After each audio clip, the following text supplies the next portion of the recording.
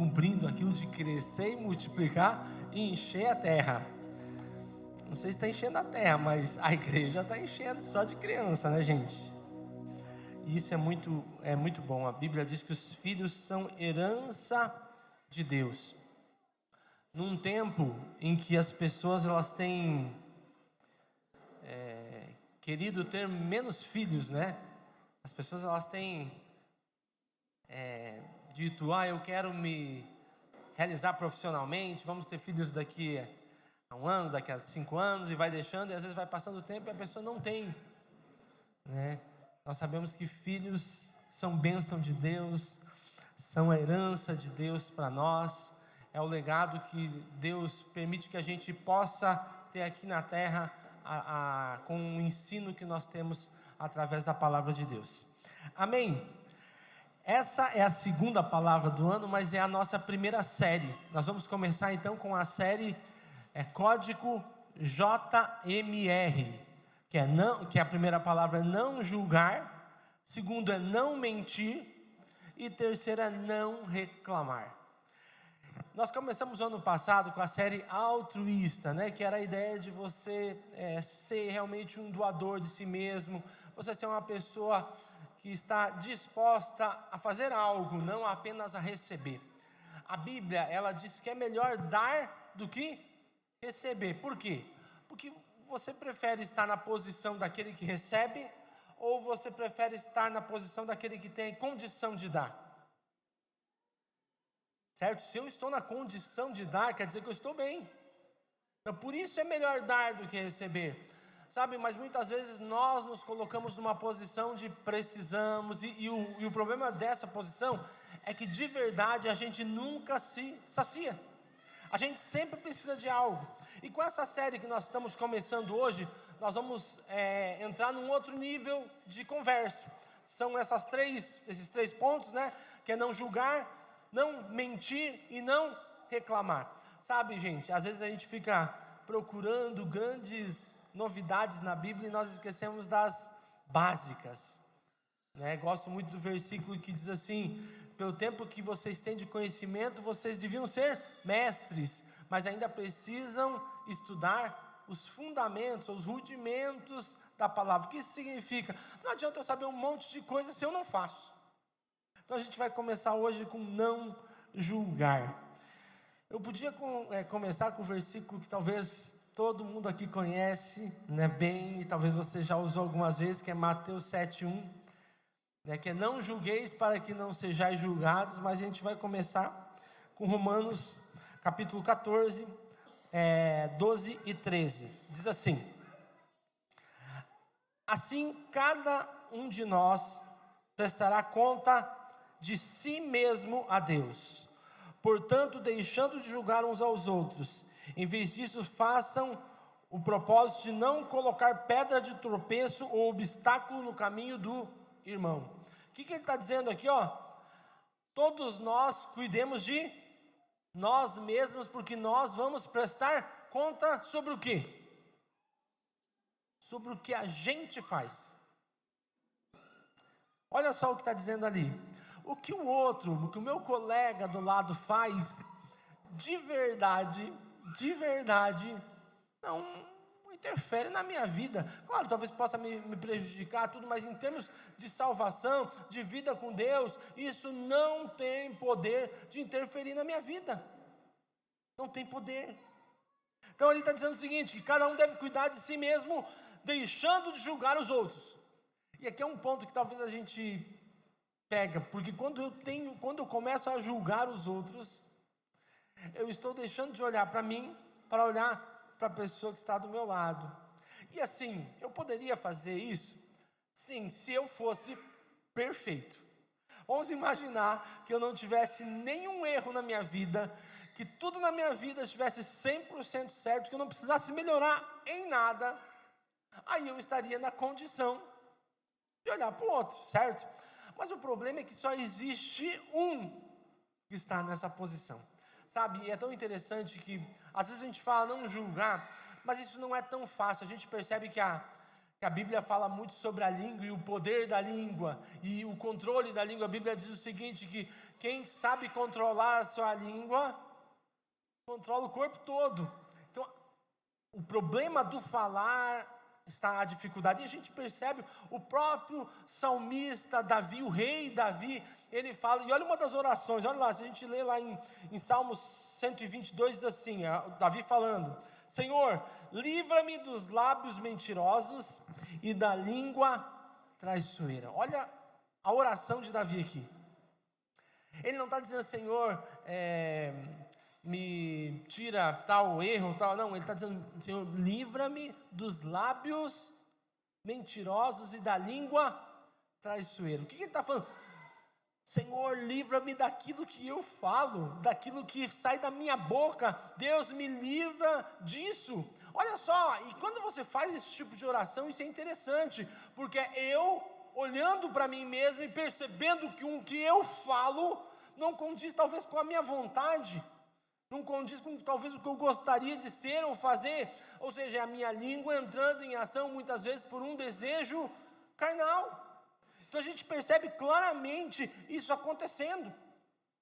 Então quando nós começamos a entender isso, nós entendemos o primeiro princípio de tudo isso. O único que tem poder para julgar é Deus, é Jesus. O único, por quê?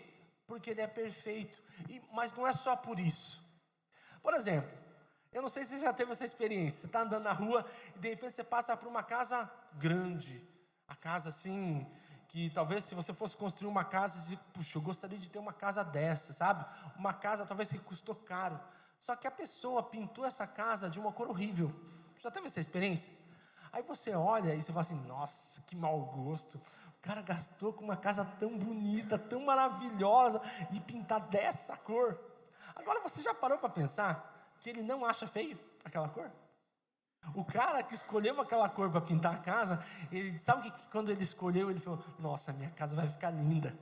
Essa cor aqui vai deixar a minha casa maravilhosa. Ninguém, em sã consciência, gasta uma fortuna para construir uma casa e dizer assim, bem, agora para eu não ostentar tanto, eu vou colocar uma cor bem feia, para que daí as pessoas não olhem e não achem que eu estou me exibindo. Ninguém faz isso. Todo mundo quer pintar e ser lindo. Só que quando você passa lá, você diz, que mau gosto. E talvez ele passe na tua casa, essa pessoa, e diga, que casa mais sem graça. Pessoa gastar com uma tintinha dessa aí. Qual que é o grande ponto? Quando você olha para a casa da pessoa e você não gostou da cor da casa daquela pessoa, isso é apenas a sua opinião. Então, esse é o grande ponto de nós como seres humanos, nós temos um gosto, nós temos uma preferência, nós temos uma vivência, e esse nosso gosto, essa nossa preferência e essa nossa vivência determinam o que nós achamos das atitudes das pessoas. Então, quando nós olhamos ou julgamos uma pessoa, nós estamos olhando e julgando com um viés talvez totalmente errado, porque assim, além do nosso gosto, preferência e o nosso histórico de vida, talvez nós também não conheçamos o sentimento daquela pessoa lá dentro e o que fez com que aquela pessoa se motivasse a fazer aquilo. Não sabemos o que se passou no coração daquela pessoa.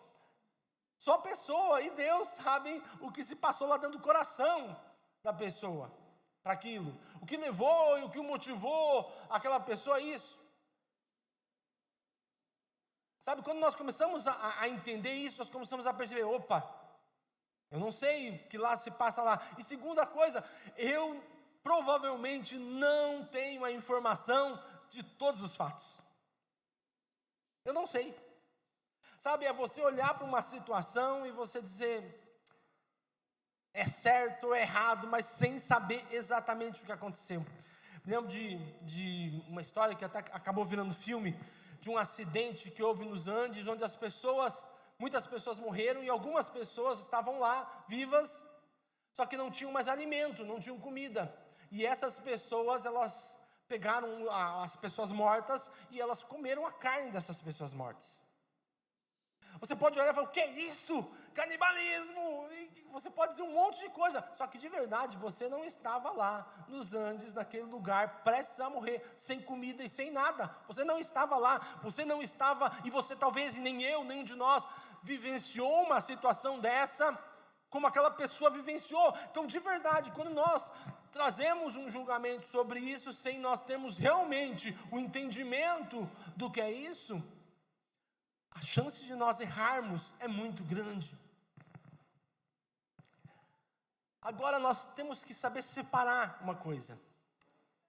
Não julgar não significa eu passar a mão no pecado da pessoa. Você consegue entender? Existem coisas que são erradas, são pecados. Por exemplo, uma pessoa roubou uma casa. Entenda que isso é um erro. Ela provavelmente, se for pega, ela vai ser condenada e vai para a prisão. Agora, eu não sei o que levou essa pessoa a roubar, eu não sei o que aconteceu, eu só sei que roubar é errado. E qual é a minha função? Amar essa pessoa. A minha função é talvez chegar para essa pessoa e ajudar ela a sair daquela situação, ajudar ela a ter uma vida diferente. Você consegue entender? Julgar é eu trazer um veredito sobre a pessoa e decretar, você é isso ou você é aquilo. Mas eu, como cristão, não tenho esse poder, porque de verdade, eu não sei o que vai acontecer amanhã, eu não sei o que levou aquela pessoa a fazer aquilo, e eu não sei se amanhã ela terá decisões totalmente diferentes, só Deus sabe, por isso só Deus tem o poder de julgar. Agora, a minha função como cristão é eu chegar para essa pessoa, sabendo que ela está no erro, sabendo que ela está na falha, amando ela e ajudando ela a mudar de vida, através da palavra de Deus. Entende como é totalmente diferente? Eu saio da posição de juiz dizendo, errado, errado, errado, vai para o inferno, vai para o inferno, vai para o inferno. Eu saio dessa posição e eu desço ao nível daquela pessoa em termos de olho no olho, de dizer, estou aqui, estou contigo, o que você precisa, eu vou te ajudar a você ter uma vida diferente, eu vou te mostrar um caminho que é um caminho diferente. Você percebe que é totalmente diferente? Então não julgar não é passar a mão no erro e no pecado. Não julgar é eu olhar para aquela pessoa com um olhar de misericórdia e poder chegar a ela e ajudar a tirar ela daquele lugar. Um outro problema de quando nós julgamos, nós estamos nos colocando na posição de Deus. Olha só. Quando nós entramos na posição de julgamento, nós nos colocamos como se nós fôssemos Deus, ou seja, eu tenho realmente o poder de determinar o que é certo, o que é errado, o que é bom, o que é ruim. E posso dizer, você eu risco, você eu aceito. E o julgamento, gente, ele serve tanto para o lado bom quanto para o lado mal. Porque normalmente quando a gente pensa em julgamento, a gente pensa no julgamento da pessoa que errou e a gente diz, está errado. Mas muitas vezes nós absolvemos algumas pessoas, porque talvez a gente gosta delas, porque talvez a gente se identifica com ela, porque talvez a gente entende o ponto de vista dela, mesmo essa pessoa estando no erro. Entende? Então muitas vezes o meu julgamento é um julgamento de absolvição, mesmo essa pessoa estando no erro e no pecado. Não, eu vou compreender. E talvez esse julgamento de absolvição, ele soe como mais espiritual, como mais cristão. Por quê? Porque eu estou dizendo, olha, eu estou aceitando a pessoa, Não, você tem que aceitar sim a pessoa, mas o erro e a falha não. Então você vai trazer a pessoa, você vai ajudar ela, mas de forma nenhuma você vai compactuar com aquilo que é errado. Mas existe uma diferença entre julgar é dar o veredito. Ah não, essa pessoa, ela fez isso, mas ela fez isso por causa disso. Ah, a pessoa roubou, mas ela roubou porque ela estava com fome, ela estava com não sei o quê, e fala um monte de coisa. E aí você absolve essa pessoa enquanto o erro permanece.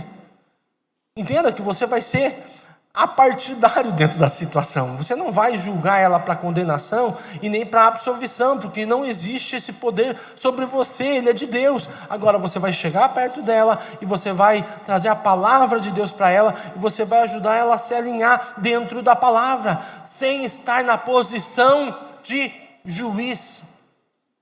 Gente, a gente é especialista nisso, né? Pensa, quando você assiste a televisão, você vê sobre aí nós tivemos aí eleições, sobre os presidentes, sobre os deputados, sobre os vereadores. Apesar de, claro, nós podemos dar sim a nossa opinião sobre tudo isso, mas muitas vezes nós damos vereditos de coisas que de verdade a gente nem desconfia, a gente nem sabe. A gente nem sabe muita coisa. É claro que existem muitas coisas que a gente sabe porque é muito claro, mas existem coisas, gente, que a gente nem sonha, e a gente está dando um veredito e está dizendo, isso é tanto para o bem quanto para o mal. A nossa posição era uma posição de reconciliadores, sabe? E olha uma frase que eu achei assim muito legal, que é da Madre Teresa de Calcutá, que diz assim, ó: quem julga as pessoas não tem tempo para amá-las. Isso é uma verdade. Você percebe que Jesus ele criticou o julgamento dos religiosos?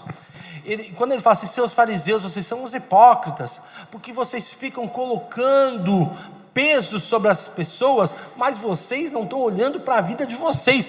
A crítica de Jesus não era apenas ao que eles diziam, é o que eles diziam e não faziam. Então eles se colocavam numa posição de juízes dentro de tudo aquilo. E a gente vê isso muito claramente. O que eles diziam? Eles chegavam e diziam assim, ó, essa pessoa aqui, ela nasceu com alguma doença. Então isso aqui, o pai deles que pecou, o pai e a mãe o pecaram, alguém pecou, é por isso que ele está assim. O que é isso? Julgou, decretou. Você imagina que na época, por exemplo, se você tivesse um filho com alguma deficiência, todas as pessoas da época iam olhar para você como alguém que pecou. Já pensou nisso? Por quê? Porque você tem um filho, você já tem uma situação de ter um filho já com uma deficiência que talvez você vai ter que cuidar a vida toda dele. E ainda a sociedade da época olha para você como você ser um pecador. Ou se de repente na tua vida acontece algum desastre, alguma situação ruim, e aí você fica paralítico ou perde algum sentido do corpo, alguma coisa, o que acontece? As pessoas olhavam para você e diziam, você pecou. A gente vê o que acontece com Jó. Jó era o homem mais justo da terra. A Bíblia fala que Jó é o homem mais justo. Quando começa a acontecer toda a tragédia com Jó, o que a Bíblia fala? Que as pessoas chegam para ele e dizem assim, Jó, o que tu fez, Jó? Você fez alguma coisa, você falhou, você errou, Deus está te castigando por alguma coisa errada que você fez. Olha, o que eles dizem? Amaldiçoa Deus e morre. Tipo assim, desiste, já se foi. Nem os amigos de Jó, que conheciam a Jó, achavam, por quê? Porque existia essa situação de julgamento, porque você está vivendo uma situação difícil, logo você deve ter pecado, existia um julgamento, ninguém questionava isso. Você imagina você numa situação difícil, as pessoas já passando por você, e dizendo, esse aqui, mas ele deve merecer alguma coisa que ninguém sabe, ele fez e por isso está acontecendo. E Jesus ele critica, quando Jesus critica os fariseus sobre o julgamento deles, ele está falando isso. Ele está dizendo, vocês são hipócritas porque vocês colocam grandes pesos sobre as pessoas, vocês se colocam como juízes sobre essas pessoas, mas de verdade, vocês estão cheios de falhas e cheios de erros, como qualquer um deles, mas como vocês se colocam na posição de juízes, e como vocês estão aqui em cima, e não tem ninguém sobre vocês aqui, vocês se acham sim os intocáveis. Muitas vezes nós, como os cristãos, nos colocamos nessa posição de cima. E eu acho sim que a gente tem que se colocar nessa posição de cima em relação à nossa responsabilidade como cristão. Em relação a nós darmos testemunho, em relação a nós termos um bom convívio com as pessoas. Sim, o nosso padrão como cristãos tem que estar aqui em cima em relação à nossa vida como cristão. Nós temos que saber que aonde nós entramos, nós refletimos a glória de Deus. Sabe, muitas vezes a gente não percebe isso. Eu me lembro que uma vez eu entrei numa loja, estava eu e minha filha. E aí eu queria comprar, deixa eu tentar me lembrar o que era. Era quinoa em flocos. E aí eu queria a granel. Eu cheguei para uma moça da loja e perguntei, você tem quinoa em flocos? Ela falou, eu só tenho em pacote. E eu olhei o preço, assim, era umas 3 vezes mais caro do que a granel. Eu queria a granel. Ela falou assim, mas você sabe como é que é fabricado a granel? Eu falei, eu não sei. Você sabe, você já foi na fábrica? Falei para ela, você já foi na fábrica? Você sabe como é que é? Eu não sei. Eu sei que as duas se falam que é quinoa granel e eu quero a mais barata. Eu fui extremamente grosseiro. Só que assim, aí entra a ideia da língua, né? Quando eu falei, eu percebi que eu fui grosseiro. Porque, tipo, você sabe, você já foi lá na fábrica? Você já foi na fábrica? Você já viu como é que eles empacotam isso aí? Aí eu vi que eu fui grosseiro, e a minha filha do lado assim fazia assim, ó. Tipo, o pai tá acabando com a moça. Aí eu falei, me desculpa, moça. Pedi desculpa ali e tal. E aí eu saí da loja e eu falei para minha filha assim, filha, agora o pai mostrou para você o que você não deve fazer. O que eu quero dizer com isso? Naquele momento ali, eu estava me colocando numa posição acima daquela pessoa, mas numa posição pejorativa para o cristianismo. Vamos imaginar que aquela pessoa lá fosse na igreja, no domingo, e eu fosse pregar. Aquele cara lá, que foi lá, aquele mal educado que brigou comigo. Você consegue entender? Então, como cristão, eu preciso estar nessa posição aqui em cima de responsabilidade em relação ao como eu falo, a como eu trato as pessoas, porque eu não estou representando apenas a mim mesmo, eu estou representando o reino de Deus. A partir do momento que eu me apresento como um cristão, eu estou representando o cristianismo no lugar onde eu estou. E aí as pessoas vão olhar para mim e vão dizer, puxa, essa igreja deve ser boa, hein? Depende, né? Como eu agir. Agora, de repente, vai assim, eu vou naquela igreja para quê? Para ficar com aquela pessoa? Você percebe? Então, dentro desse padrão, como cristão, eu preciso estar aqui em cima. Mas, no padrão do julgamento, eu preciso estar totalmente isento, porque não é minha função julgar. Não é minha função. Não foi para isso que Deus me chamou. Deus me chamou para ser um reconciliador, ajudar a pessoa a sair daquela situação sem julgá-la. Eu costumo dizer, quando a gente vai atender as pessoas, o que você não deve fazer. A pessoa chega para você, vou trazer uma coisa assim mais grave. A pessoa chega e fala assim, eu adulterei. Misericórdia! Você sabe que isso é errado, né? Sabe que você vai para o inferno. Gente, a pessoa sabe que ela errou. Por isso que ela está vindo conversar com você. E ela está querendo se abrir porque ela não quer mais aquilo para a vida dela. Qual que é o ponto? O ponto é quando você faz isso, é eu tentando mostrar para ele que o quanto você errou. É eu me colocando acima daquela pessoa numa posição de julgamento, é diferente. Eu posso ouvir aquilo e falar assim, puxa, vamos fazer algo para a gente consertar tudo isso. Você se arrepende disso que você fez? Isso é errado. Levar a pessoa ao verdadeiro arrependimento daquilo. Você percebe que eu posso fazer tudo isso sem julgar essa pessoa, entendendo que ela falhou, entendendo que ela errou, entendendo que se ela continuar naquele caminho, é um caminho de perdição, mas eu trabalhar com ela a tal ponto que ela se sinta aceita e amada, e consiga ouvir o que eu estou falando e mude de vida. Você percebe que é muito diferente? Então agora entendendo que não devemos julgar, e aqui, só para encerrar essa parte, voltando a Mateus 7, versículo 1, 2, 3, fala, o que fala lá? Não julguem para que vocês não sejam julgados, porque do mesmo modo que vocês julgarem, vocês serão julgados.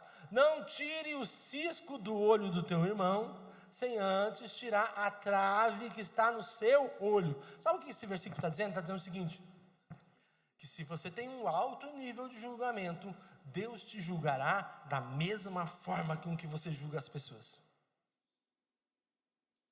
O critério de julgamento de Deus sobre você estará no mesmo nível do teu critério de julgamento com as pessoas. Já parou para pensar nisso? Do mesmo jeito que você julga, você será julgado. Ou seja, se eu me coloco numa posição de todo mundo está errado, só eu estou certo, esse aqui aponta o dedo, da mesma forma o juízo de Deus virá sobre mim. Por quê? Porque eu determinei um padrão do julgamento. Da mesma forma com que eu julgo, eu serei julgado. Então, entendendo tudo isso, entendendo que eu não sou Deus, eu não vejo todas as coisas, ou todos os pontos de vista, eu não entendo todas as coisas, entendendo que eu não posso me colocar na posição de Deus, porque essa posição é só dele, entendendo que quando eu julgo, eu sou julgado da mesma forma. Entendendo tudo isso, eu preciso entender então qual é a minha parte. E esse aqui é o primeiro. Eu preciso vivendo reavaliação. Olha o que diz lá em Ageu 1:5. Agora, assim diz o Senhor dos Exércitos: vejam aonde os seus caminhos os levaram. Então, e aqui, se você for ler, ele diz assim: vocês plantam, mas não colhem. Vocês semeiam, e dele vai dizendo, é como se tudo que vocês fizessem, vocês colocam numa bolsa furada, e vai vazando. Esse é o contexto. O que ele está dizendo? E aqui é o ponto. Façam uma retrospectiva e vejam aonde vocês erraram. Isso aqui é um ponto gigantesco. Às vezes a gente atende casais, e a pessoa, sempre no atendimento, quando o casal está com problema, nunca os dois estão com problema. Para eles, né? Para a gente percebe claramente que é os dois que tem problema. Mas para eles, nunca é os dois. Tipo, é o meu marido. Ele é o meu problema. Aí você vai conversar com o marido e fala: não, minha esposa. Às vezes você vai conversar com a mulher, ela fala, você fala: meu Deus, o marido dela é o diabo. Aí tu vai conversar com o marido, você vai: não, ele não é tão diabo assim. Eu acho que ela também é uma diabinha. O que a gente quer dizer com isso? É que os dois muitas vezes estão errados em muitas coisas, só que o que acontece? Como eu estou gastando meu tempo olhando o erro do outro, eu não olho o meu. Então assim, o marido acusa a esposa do que ela erra, e a esposa acusa o marido do que ele erra. De verdade, os dois estão certos, só que os dois estão errados. Do ponto de vista de cada um está certo, mas do ponto de vista do outro, é o outro que está errado.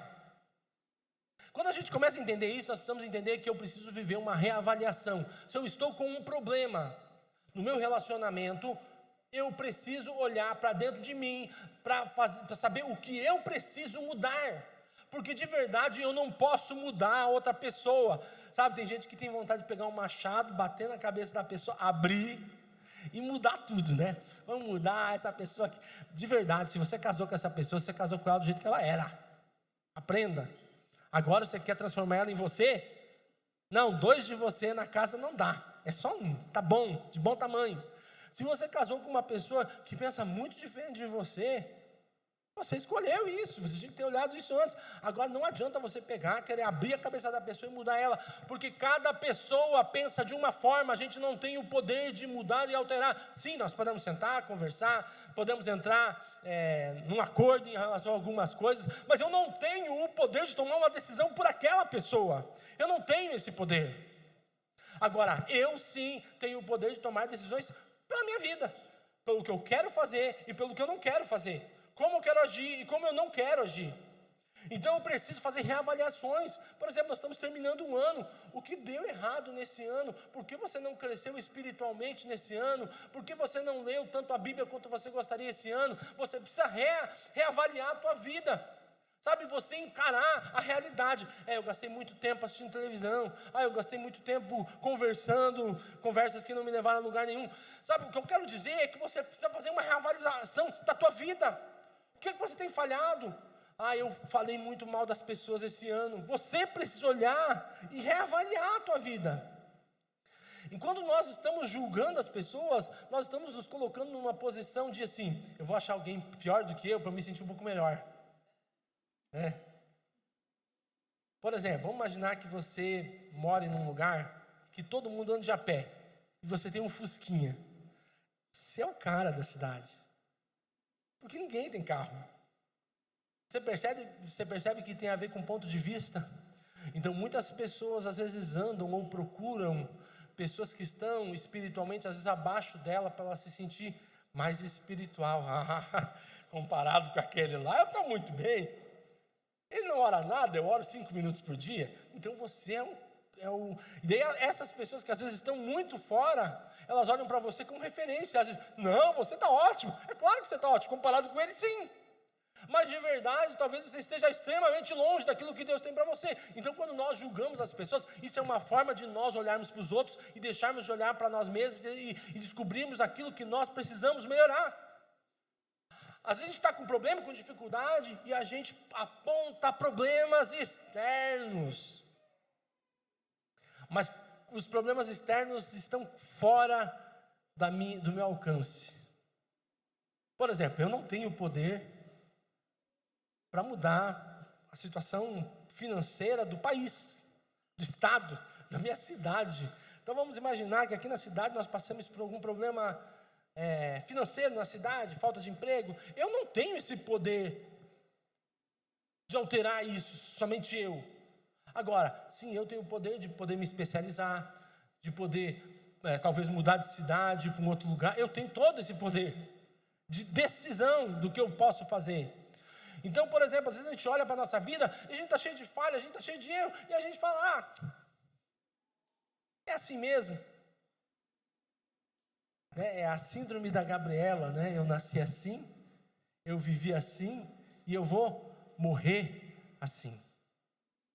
Eu achei tão interessante, agora, semana passada, foi essa semana que o Pelé morreu, Ou semana passada, ou essa? Foi na passada?